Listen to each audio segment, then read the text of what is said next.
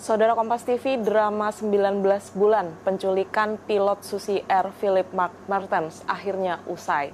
Tim negosiator dari Indonesia bersama dengan kelompok kriminal bersenjata berhasil menyepakati untuk kemudian membebaskan Philip Martens kembali ke keluarganya. Seperti apa kisah di balik proses negosiasinya? Sudah bersama saya dengan mantan penjabat Bupati Nduga, Bapak Edison Dwi Jangge yang sekaligus tim negosiator pembebasan Philip Martens. Selamat siang Bapak. Selamat siang. Apa kabarnya nih Pak hari ini? Aman, terkendali, baik-baik. Rasa berdebarnya masih adakah sampai saat ini Pak? Ya, rasa berdebar, tapi rasa beban ya. Beban ya masih kami rasa. Beban. Bebannya seperti apa nih Pak? Ya, Apakah? yaitu sebagai tim pendamping ya, tim pendamping yang selama 19 bulan kami lakukan pendampingan kepada masyarakat dan juga pendampingan kepada pilot. Kami merasa itu dua tanggung jawab yang kami harus laksanakan. Yang pertama, pilot ini harus dikembalikan ke keluarga dengan alasan-alasan yang cukup.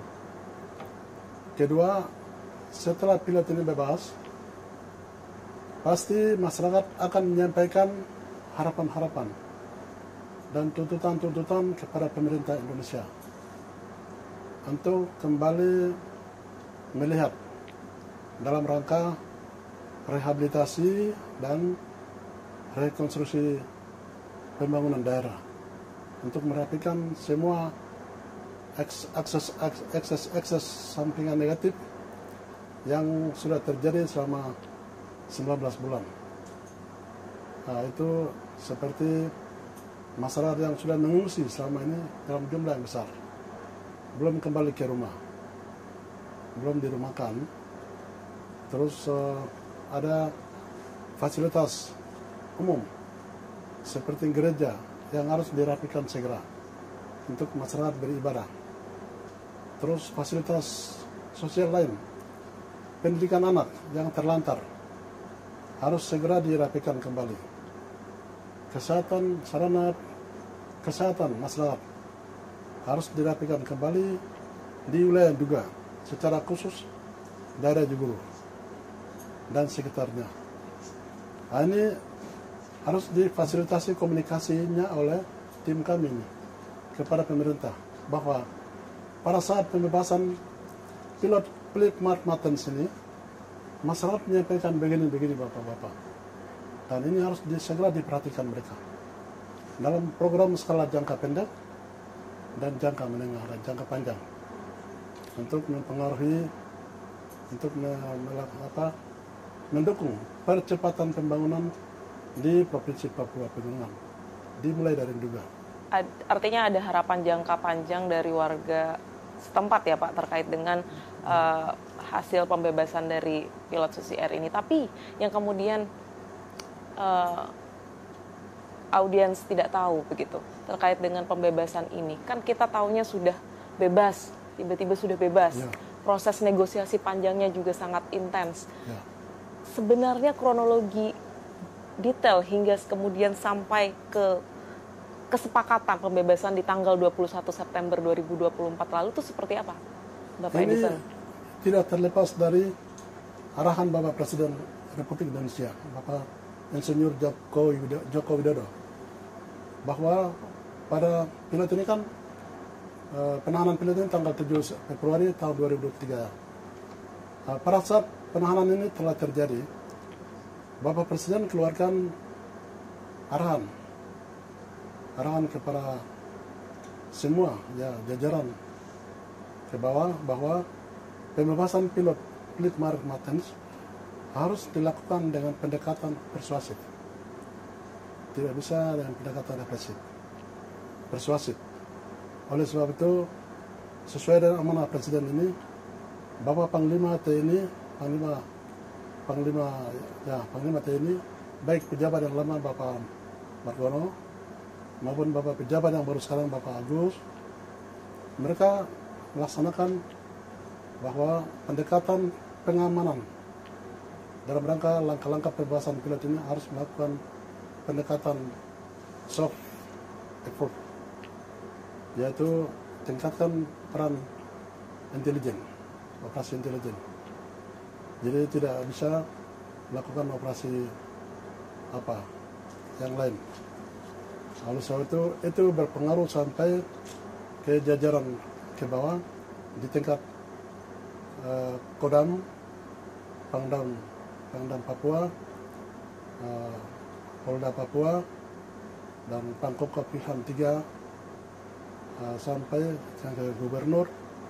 Makanya di sana terjadi kesan layanan pembebasan pilotnya dilakukan melalui peran Forkopimda. Peran Forkopimda itu di situ ada Bapak Kapolres di tingkat kabupaten, ada Bapak Dandim di tingkat kabupaten itu, ada PJ Bupati atau Bupati. Itu ini yang dipadukan sehingga masing-masing ambil titik peran itu terjadi. Tetapi secara teknis di tingkat, karena peran pemerintah daerah ada di dalam sebagai aktor yang penting di dalam pembebasan ini. Pemerintah daerah melalui bupati, pada waktu itu saya pas bulan Juni tanggal 5, terima kasih pemerintah Indonesia melalui Bapak Menteri Dalam Negeri memberikan kesempatan kepada saya untuk memimpin daerah ini sebagai PJ Bupati dalam transisi pemerintah ini. Tugasnya ada 2, adalah biasa. 1, untuk menjaga transisi pemerintahan.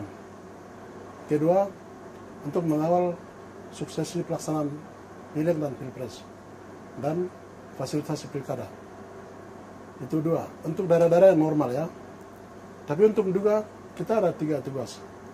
Yaitu yang 1 adalah upaya pembebasan pilot ini menjadi, menurut Bapak Mendagri, ini tugas utama. Saudara PJ Bupati, tugasmu pertama adalah bebaskan pilot ini. Dan yang lain itu tugas urutan nomor 2. Ini harapan Bapak Menteri Dalam Negeri. Makanya kami 3 tugas ini yang kami embani dalam masa 1 tahun pelaksanaan pemerintahan itu.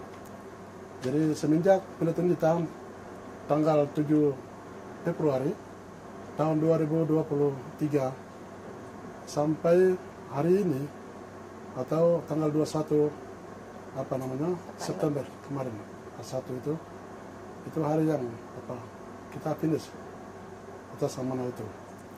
Jadi saya berterima kasih kepada Bapak Presiden karena arahan Bapak Presiden itu sangat membantu masyarakat di daerah. Mereka merasakan.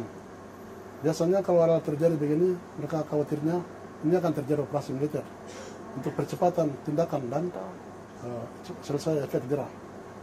Tetapi ini ya amanah itu berjalan. Dikawal oleh Bapak Panglima TNI, Bapak Kapolri, Bapak Menteri Dalam Negeri, Bapak Menko Polhukam, Kepala Badan Intelijen Negara, dan Pangkostrat, Pak Kasdam, semua sampai Bapak Pangdam dan Kapolda, sampai Pak Pangkopkap Piham 3, semua ini kerja satu arah saya lihat, terpadu. Tetapi masuk ke ring, dia titik di mana pilot ditaruh ini, zona yang paling berat, di bawah kaki gunung, puncak gunung Trikora. Ya, itu di sana ada Damai Kartens. Damai Kartens berusaha masuk dari Kuyawagi, Lanijaya, juga dari Nduga, juga dari Timika. Karena masuk daerah Yuguru, itu kita pakai 4 pintu. 3 pintu melalui layanan udara, 1 pintu melalui jalan darat. Dari Wamena lewat Lanijaya, Kuyawagi, masuk ke wilayah Nduga. Dan itu tentu dengan infrastruktur yang seadanya ya Pak ya? Ya, dengan infrastruktur apa adanya yang ada. Jalan dari Wamena ke Lanijaya masih bisa. Tablani Jaya masuk ke Kuyawai ke sananya kan jalan belum buka baik. Betul. Jalan baru bongkar. Jadi itu tantangan yang memang kita jalani. Jadi 4 pintu itu. 4 pintu itu kita pakai.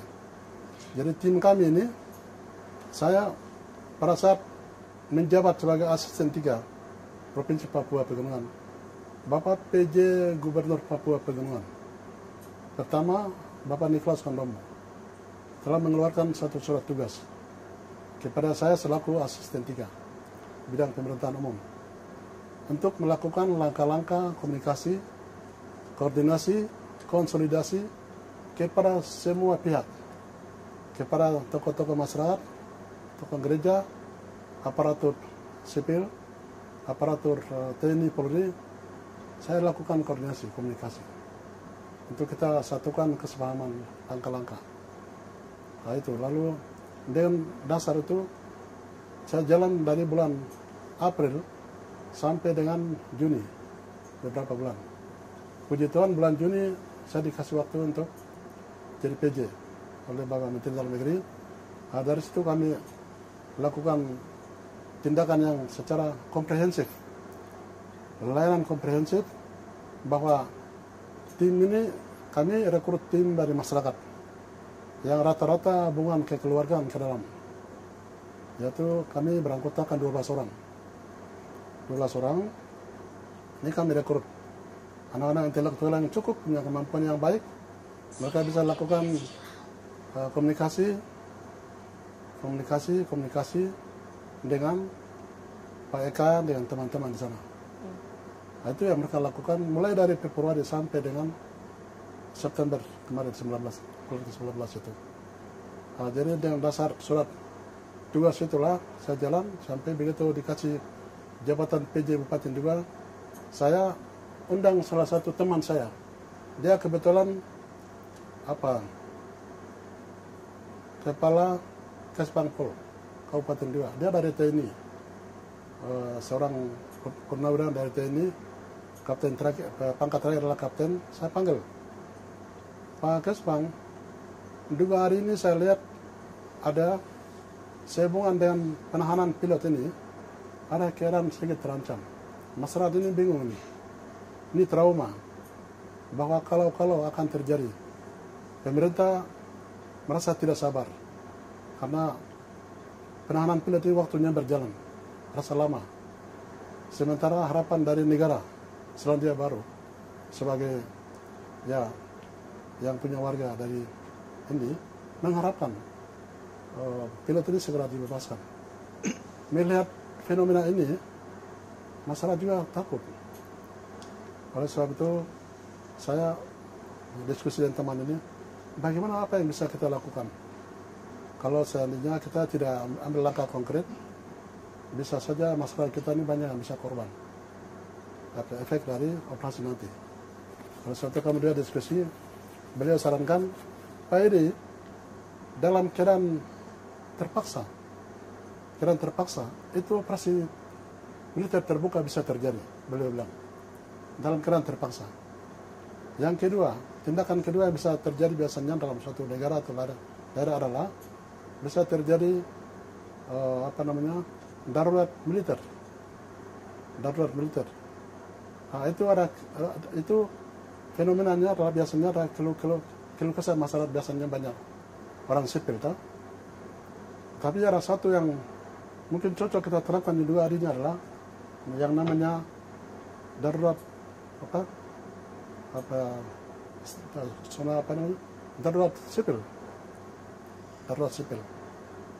Oke, kalau begitu oke. Kami buat keputusan, kita Forkopimda perlu rapat. Di situ kami undang Pak Kapolres, Pak Dandim, Bupati, kami semua duduk kita bahas itu. Pemahaman tadi, 3 pemahaman tadi. Oke, 2 harus kita bantu. Masyarakat kita harus bantu, oleh sebab itu yang ketiga itu kami tetapkan, yaitu hari ini kita perlu tetapkan juga sebagai zona tertib sipil, dan itu leadernya adalah Bupati harus keluarkan surat keputusan yaitu surat keputusan nomor 48 tahun 2023 itu kami tetapkan diduga sebagai zona tertib sipil atas kesepakatan Forkopimda. Lalu untuk implementasi surat keputusan itu tentang penetapan Duga sebagai wilayah Duga sebagai zona tertib sipil adalah ada SK berikut. SK 48 itu adalah pembentukan tim untuk penanggulangan bencana darurat. Karena indikasi kuat yang kami lihat sini adalah soal keamanan, gangguan keamanan. Kenapa kita lakukan hal ini? Karena sering waktu lagi juga akan ada atau Indonesia ada di dalam pesta demokrasi, pemilihan legislatif, pemilihan presiden, terus nanti akan lanjut dengan pilkada. Oleh sebab itu, kami harap juga harus ada dalam kondisi aman dan terkendali. Sehingga penetapan status juga sebagai zona tertib sipil dibantu, didukung dengan tim darurat, tanggap darurat. Itu kami jalankan. Ternyata melalui itu kami lakukan pelayanan komprehensif kepada semua, yaitu solusinya adalah kita lihat masyarakat ini rata-rata lapar, ada pengungsi yang sudah tersebar di mana-mana ini, soal makan susah, angka kematian tinggi, kesakitan tinggi. Salah satu indikasi kita lihat adalah mereka perlu diberi makan dulu. Mereka harus diberi makan supaya kesehatan bisa menjamin, harapan hidup bisa tahan. Oke, terima kasih pemerintah pusat melalui Badan Ketahanan Pangan. Itu luar biasa. Juga pada waktu itu ada beras, ada sekitar 140-an ton itu masuk. Ini yang kami distribusikan kepada masyarakat, baik di ibu kota juga sendiri, di kecamatan-kecamatan di mana-mana, di mana masyarakat itu dia mengungsi di mana-mana, terus di kabupaten tetangga seperti Wamena, Jaya, Lani Jaya sama Timika, kita bantu. Jadi masyarakat rasa puas atas layanan itu. Jadi salah satu indikasi yang membuat, dan pada saat itu juga begitu kami masuk ke kecamatan-kecamatan, ada kita jumpai orang sakit, ada ibu-ibu hamil yang harus segera kita jemput untuk segera ke dokter. Anak-anak sekolah perlu kita bantu. Ini kita lakukan pelayanan komprehensif. Ketika berlaku zona tertib sipil tadi, itu di bawah lindungan SK tertib sipil itu sebagai regulasi yang bisa mendukung untuk kami bisa lakukan operasionalisasi pemerintahan dalam keadaan darurat itu. Ya, karena memenuhi kebutuhan masyarakat setempat gitu ya Pak. Ya.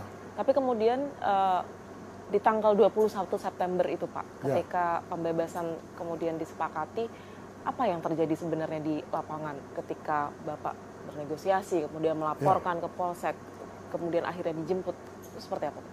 Ini pengaruh dari hasil pendekatan kita, kerjasama antara di kota, di Wamena, di Timika itu kami punya bapak-bapak, bapak Kapolres, dibantu oleh bapak-bapak Kasat Intel, Kasat Serse.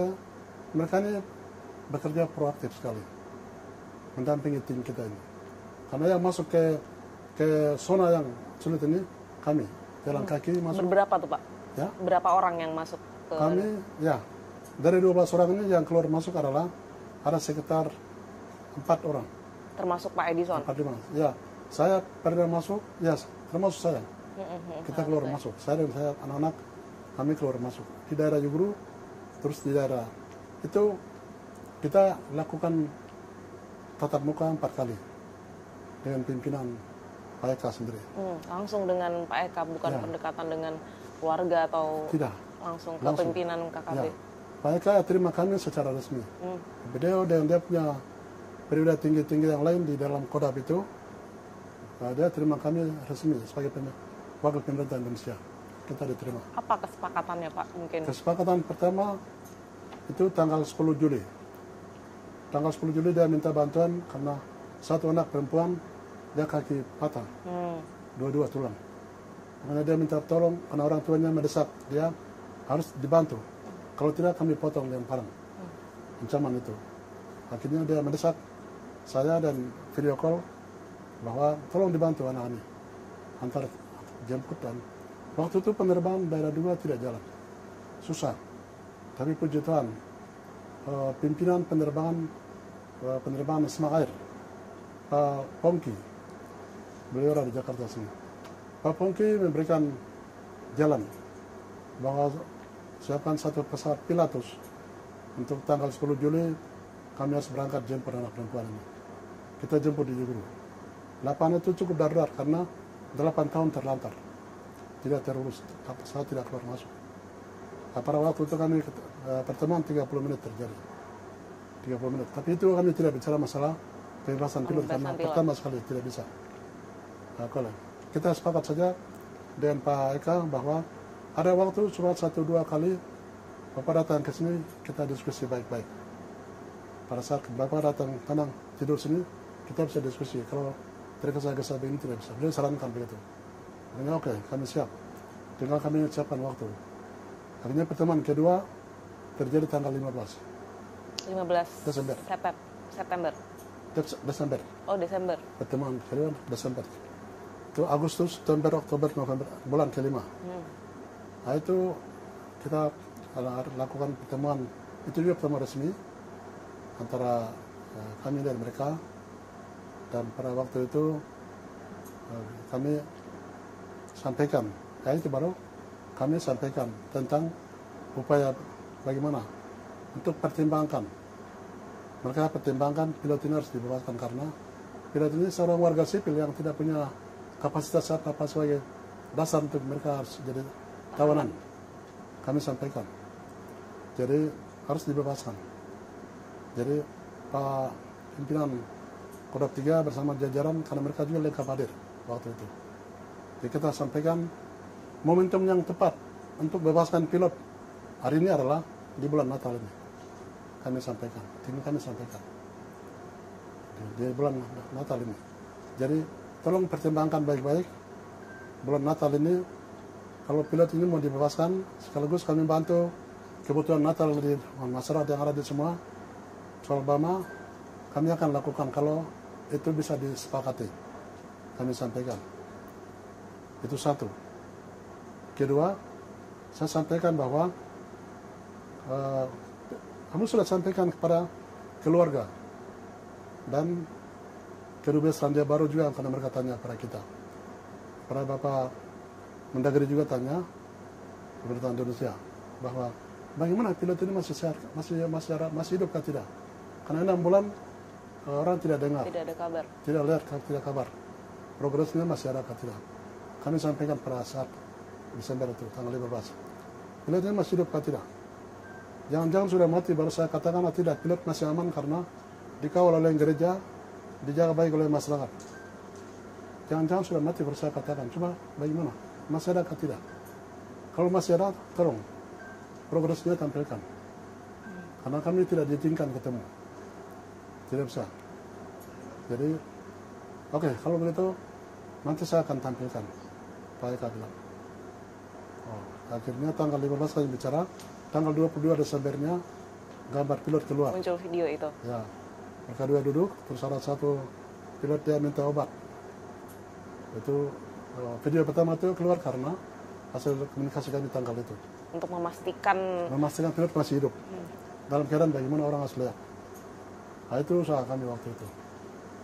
Nah, itu kedua. Tapi pada waktu kami sampaikan, ini momentum ini dipakai untuk bebaskan pilot itu supaya dia kembali bergabung dengan keluarga untuk ikut Natal. Karena seluruh dunia orang bahagia hari ini. Sebagai anak Tuhan, ayo kita beri dia kesempatan.